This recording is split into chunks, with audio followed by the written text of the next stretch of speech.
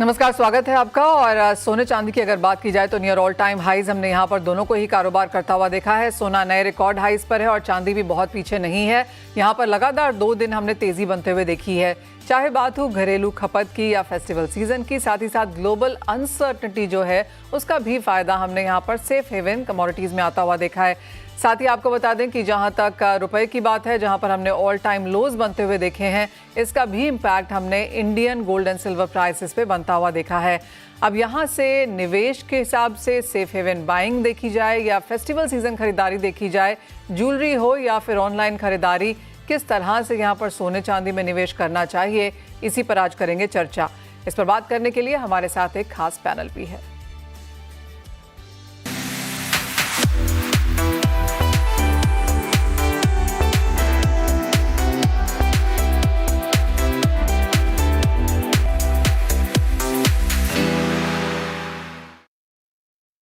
सोने चांदी में निवेश पर राय देने के लिए हमारे साथ जुड़ चुके हैं पृथ्वी फिनमार्ट के डायरेक्टर मनोज कुमार जैन, केडिया एडवाइजरी से अजय केडिया, मोतीलाल ओसवाल कमोडिटी से नवनीत दमानी एंड कमोडिटी समाचार सिक्योरिटी से अंकित कपूर। आप सभी का कार्यक्रम में स्वागत है। और इस हफ्ते सोने और चांदी दोनों में ऑल टाइम हाईज बनते हुए नजर आए हैं, लेकिन उसका काफी हद तक श्रेय डिप्रिसिएटिंग रुपए को भी जाता है। अजय, कैसे देखते हैं आप? सबसे पहले तो रुपए की चाल, क्योंकि सीधा असर हमने उसका सोने चांदी पर पड़ता हुआ देखा है।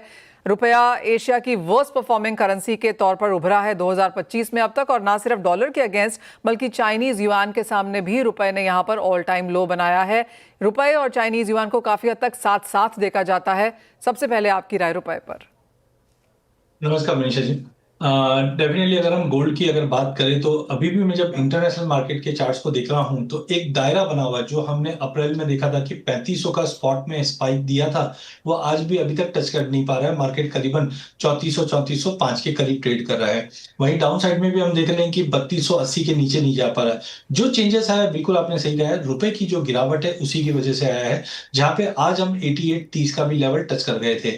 मुझे लगता है कि ये यूएस और इंडिया के बीच में जो तनाव बढ़ा है टैरिफ को लेकर, पहला कि अभी भी काफी पॉइंट्स पे हमने देखा कि डिस्कशन पेंडिंग है, इसकी वजह से इंडिया पे 25% का टैरिफ लगा है। साथ में हमने देखा जो रशिया पे सेकेंडरी टैरिफ लगे हैं उसमें इंडिया भी चपेट में आता हुआ दिखाई दिया, और अब 50% जो one of the highest tariff rate में आ चुके हैं, जिसके चलते हमने एकाएक रुपए में भारी गिरावट आती हुई देखी। एज ऑफ नाउ ना इंडिया ना यूएस दोनों ही कोई मूड में नहीं है बैठने के, इसकी वजह से हम ये गिरावट और बढ़ते हुए देख पाएंगे। हालांकि अभी एक बार गिरावट के बाद रुपए को संभालने के लिए आरबीआई से कुछ इंटरवेंशन की अपडेट्स भी जरूर है, बट मुझे लगता है टेक्निकली अगर हम देखते हैं तो 8850 8860 तक का लेवल दिखेगा, उतनी ज्यादा फॉलबैक नहीं दिखेगी, क्योंकि इस वक्त भी हमारे जो रिजर्व्स है जो 700 बिलियन तक पहुंच चुके थे, अब 670-80 के आसपास जरूर है, बट पहले से हम लोग काफी अच्छे स्ट्रांग मोड में है इस वक्त, जो हम लोग आज से 5-10 साल पहले देखते थे। उसके चलते ही हमने देखा रुपए की गिरावट थोड़ी बहुत ठीक है चल ही रही है, उसी के चलते सोने में हमने नया हाई लगते हुए देखा है।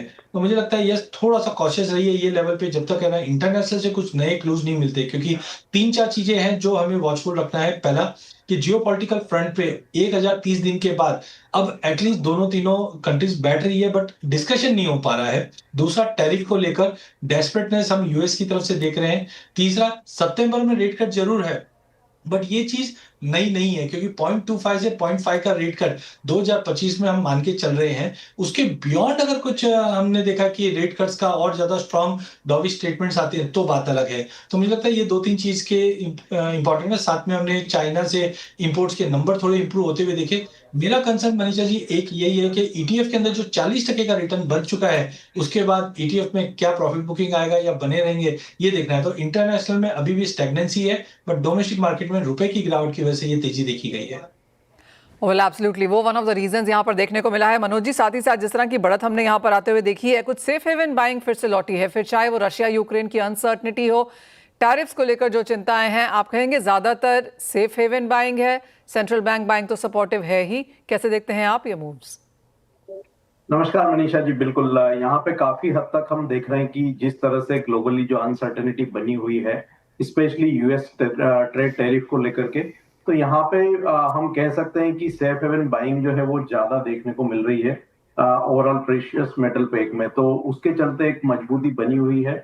दूसरा, यहाँ रुपये की वीकनेस एक बड़ा कारण बन के उभरा है भारतीय बाजारों के संदर्भ में अगर बात करें तो, तीसरा, यहाँ पे जो काफी अनिश्चितता बनी हुई थी फेड रेट कट को लेकर के, वहां पे भी एक क्लैरिटी होती हुई नजर आई है कि यहाँ पे सितंबर से जो पॉलिसी में जो है ईजिंग है वो देखने को मिलेगी, और आगे भी वो दिसंबर मीटिंग में भी जो है कंटिन्यू हो सकती है। तो हमारा मानना है कि अभी जो ओवरऑल जो फंडामेंटल फैक्टर्स है वो सोने के लिए सपोर्टिव है, और वो बने रहेंगे जब तक यहाँ पे जो जियोपॉलिटिकल टेंशन है और यूएस ट्रेड टैरिफ को लेकर के जो अनसर्टेनिटी है वो कम नहीं होती है। तो अभी यहाँ पे शॉर्ट सेल की सलाह बिल्कुल भी नहीं रहेगी। हमारा मानना है कि जो पॉजिटिव मोमेंटम है वो आने वाले समय में भी कंटिन्यू होता हुआ नजर आए। नवनीत, एक और चीज, और काफी सारी रिपोर्ट्स अब इस चीज को भी लेकर हैं कि एक स्लो डाउन शायद यूएस में बनता हुआ नजर आ सकता है, गिवन द फैक्ट कि 36-37 ट्रिलियन डॉलर से वो यहाँ पर जूझ रहे हैं इन सेंस ऑफ डेट। कितना स्ट्रांग इसको आप एज अ पॉइंट देखते हैं आगे जाकर सोने के सपोर्ट के लिए? पहले मुझे लगता है सबसे बड़ा ट्रिगर ही आज की तारीख में मनीषा जी यही है कि यूएस का slow down, 37 trillion dollar worth of debt, 4.25% पे उसको सर्विस करना, ये बहुत बड़ा एक कंसर्न रहा है। एंड प्रेसिडेंट ट्रंप ने भी टाइम एंड अगेन कहा है कि ब्याज दर अगर नीचे आएगी तो सर्विसिंग कॉस्ट थोड़ी सी लोअर हो जाएगी, which could be beneficial for the economy. But Powell being Powell, उन्होंने कोई भी तरह का स्टांस चेंज नहीं किया है। एंड इनफैक्ट सितंबर में जो रेट कट के रुझान है वो ये इंडिकेट कर सकते हैं कि एक स्टार्ट, जो एक शुरुआत है जो 2025 में मिस हो रही थी, वो फिर से शुरुआत हो सकती है रेट कट की। ऑल इन ऑल ऐसा है कि रेट कट के साथ साथ टैरिफ के भी जो भुगतान है वो यूएस की इकोनॉमी एंड यूएस की जनता ही करेगी, बिकॉज वहां पर भी टैरिफ कुछ हद तक लागू होंगे। तो नॉट जस्ट इंडियन करेंसी, वहां पर भी एक अनसर्टेनिटी और एक स्लोडाउन का माहौल धीरे धीरे डेवलप होता हुआ नजर आ रहा है। एंड आज की तारीख में एक कॉमन थीम जो हम काफी हद तक डिस्कस कर चुके हैं कि डी डॉलराइजेशन। तो world power is gradually gaining pace, काफी सारे देश एक दूसरे से सहमत है, जुट हो रहे हैं, रशिया, चाइना, इंडिया, डॉलर के अगेंस्ट एक रिजर्व करेंसी या ऐसा कुछ एक रिजर्व मैकेनिज्म डेवलप करने के लिए। तो gold could be a benchmark for those currency also. तो कुल मिला के रुपए की जो वीकनेस है वो फिलहाल के लिए गोल्ड को सपोर्ट करती हुई नजर आ रही है। बट लास्ट 2-3 दिनों में इंटरनेशनल गोल्ड में हमने कोई खास इंक्रीमेंटल बढ़त या घटत नहीं देखी है। मेरे हिसाब से 2 या 3 तारीख को जो जीएसटी की बैठक है वो भी एक बहुत इंपॉर्टेंट फैक्टर है, जहां पे हम 1,75-1,80,000 करोड़ पर मंथ जो जीएसटी के आंकड़े लेने के आदी हो गए हैं। अगर वो घट के 1,00,000 या 1,25,000 करोड़ के रेंज में आ जाएगी तो एक नी जर्क रिएक्शन हमें देखने मिलेगा पूरे ग्लोबल डोमेस्टिक फ्रेमवर्क में, जिसकी वजह से भी रुपये में वीकनेस देखने मिल रही है। तो ये क्लैरिटी ओवर द वीकेंड नहीं आएगी, मुझे लगता है कि अगले हफ्ते भी हमें रुपये में एक अच्छी खासी वॉलेटिलिटी वाला माहौल देखने मिलेगा, एंड जिसकी वजह से अगले 2-5 दिनों के लिए या 10 दिनों के लिए गोल्ड एंड सिल्वर दोनों ही प्राइस में अच्छी वॉलेटिलिटी देखने मिल सकती है। ओह वेल, एब्सोल्युटली। और इसी के साथ प्राइस व्यू लेना शुरू कर देते हैं और बात हम सोने की करते हैं। और अंकित, आपके पास पहले आना चाहेंगे। अच्छी खासी वॉलेटिलिटी है, सभी ने फंडामेंटल्स भी यहाँ पर बता दिए हैं। आप क्या चीज़ वॉच करेंगे मार्केट्स में इन सेंस ऑफ लेवल्स, और यहाँ से अब सोने में क्या करने की राय है? Good evening Manisha ji.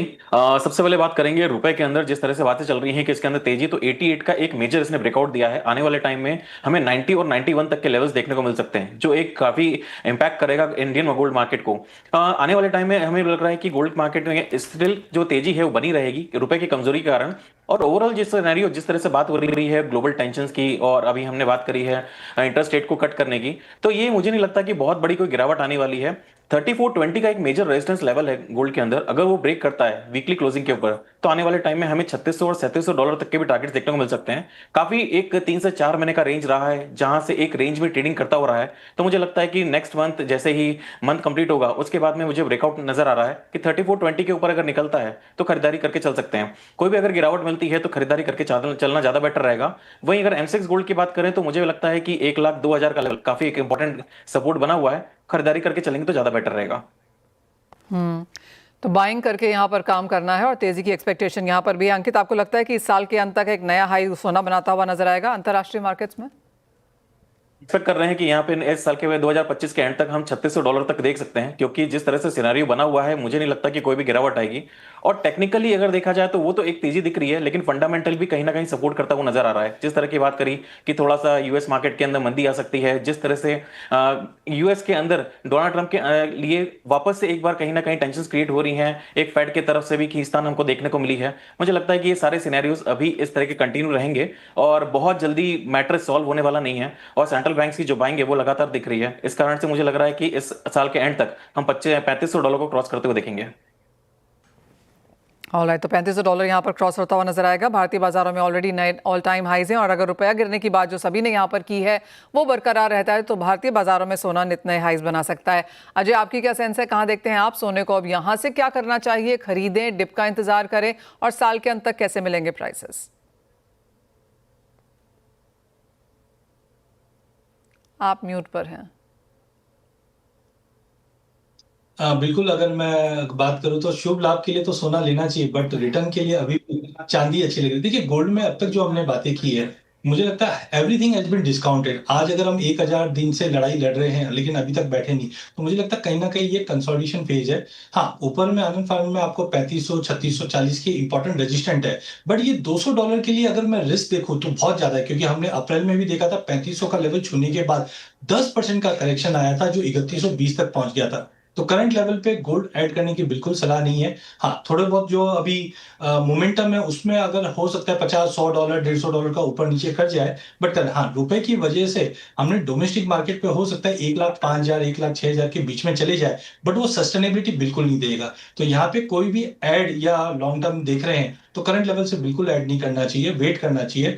Let it be 31 या 3,000 तक का लेवल इंटरनेशनल में। डोमेस्टिक में मुझे लगता है एक बार 95-96 के लेवल मिले, वहां पे रिव्यू करके ऐड कीजिए। बट चांदी मुझे अच्छी लगती है अभी भी, लेकिन सोना ये लेवल से बेटर है, वेट एंड वॉच रखना चाहिए।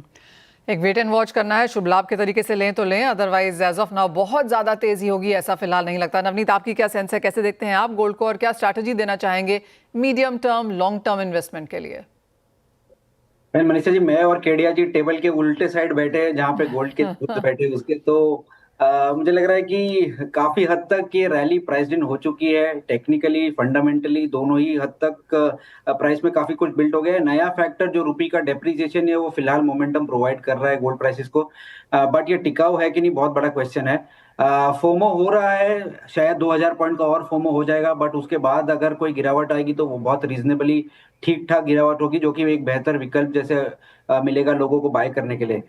फिलहाल के लेवल पे मुझे लगता है कि 1,04,000 तक के स्तर भी करंट मोमेंटम में प्राइसेस जा सकते हैं, जहाँ पे रुपी करीब करीब 89, 50, 90 के आसपास भी जा सकता है। बट ओवरऑल मुझे नहीं लगता है कि डोमेस्टिक स्तरों में तो हाई बन रहे हैं, बट इंटरनेशनल स्तरों पे नए हाई बनते हुए नजर आएंगे। तो डिप का वेट करना चाहिए। ट्रेडर्स फिर भी इस रैली में 2-2,500 पॉइंट के लिए अपसाइड प्ले कर सकते हैं, बट मीडियम टर्म की अवधि में अगर आपको बाय करके होल्ड करना है तो वेट करिए, आपको बेहतर विकल्प और बेहतर अपॉर्चुनिटी मिलेगी।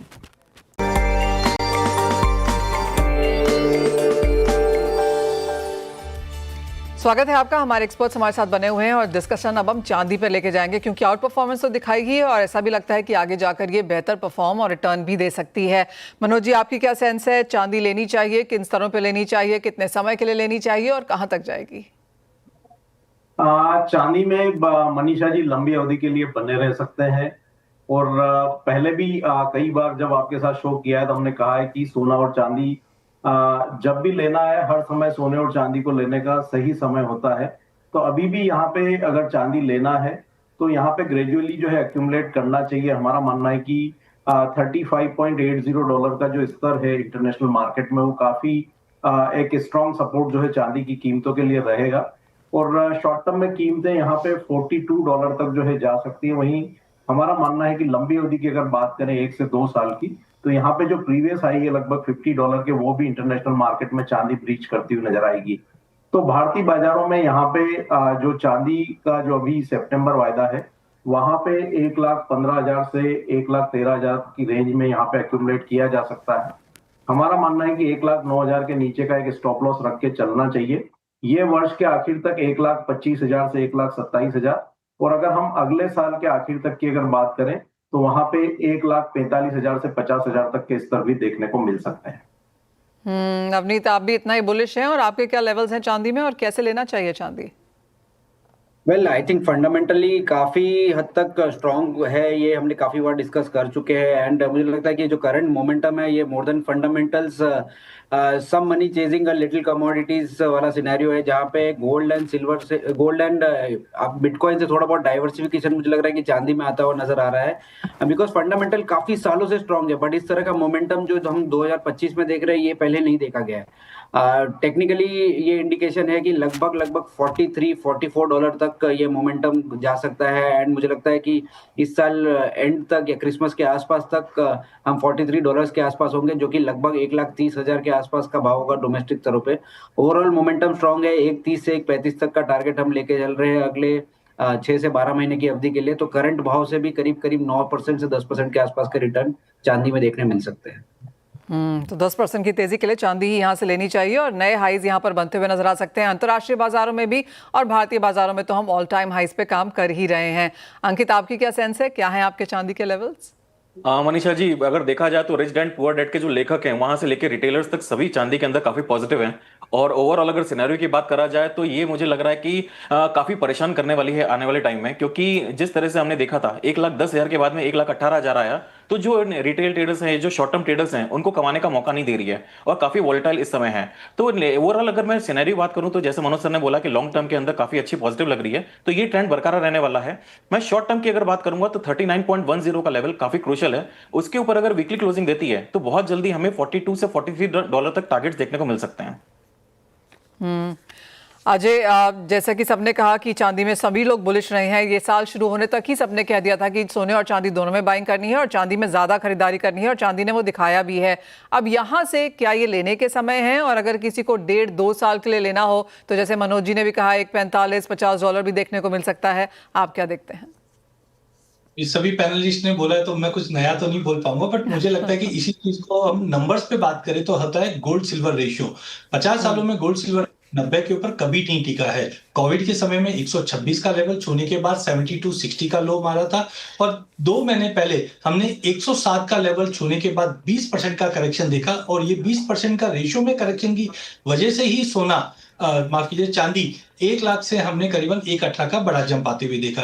मुझे लगता है कि इसका अगर हम मिड भी पकड़े तो 72 तक का भी लेवल अगर ये रेशियो में आता है तो आई थिंक आराम से चांदी इंटरनेशनल में जो 1980 में $50, 2011 में $50, इस बार भी मुझे लगता है कि अगले साल भर में साल से 1.5 साल का व्यू लगेगा कि मुझे लगता है कि 42-43 का लेवल दिखाने के बाद इसमें एक छोटा एक करेक्शन मिलेगा। बट ओवरऑल अगर कोई अगले साल के अंत तक की बात करे तो मुझे लगता है आराम से हम $50 क्रॉस कर पाएंगे। तो चांदी करंट लेवल से भी, जैसे हम एसआईपी बात करते हैं तो सिल्वर इन्वेस्टमेंट प्लान छोटा छोटा करके अगर लेते चले तो चांदी मुझे लगता है अभी भी बहुत ही फ्रूटफुल है, क्योंकि 1980-2011 में इंडस्ट्रियल यूज ज्यादा नहीं था, इस वक्त इंडस्ट्रियल यूज भी है, डेफिसिट भी है, और अब तो सेंट्रल बैंक भी इसको बाय करने में लगे हैं। तो I think as compared to gold, yes silver domestic market में अभी तो मुझे 31 लग रहा है, बट कुल मिला के 1,70-1,80 की रेंज में अगले 1 साल तक आराम से मिल सकती है, जो $50 क्रॉस करती हुई दिखाई देगी।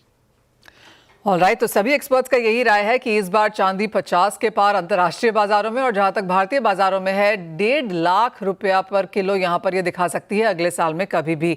आप सभी का बहुत शुक्रिया हमारे साथ आज यहां पर जुड़ने के लिए और ये बताने के लिए कि त्योहारों में ऑफकोर्स शुभ लाभ के हिसाब से सोना चांदी खरीदना ही चाहिए, लेकिन लंबे समय के हिसाब से अगर आप लेंगे तो आपको इसके बेहतर रिटर्न्स देखने को मिलेंगे। सोना आपको नए हाईज दिखाएगा और चांदी यहाँ से 10% की तेजी आपको अपने पोर्टफोलियो में दिखाती हुई नजर आएगी। वेल, इसी के साथ मुझे भी दीजिए इजाजत, लेकिन आप बने रहिए हमारे साथ CNBC आवाज पर।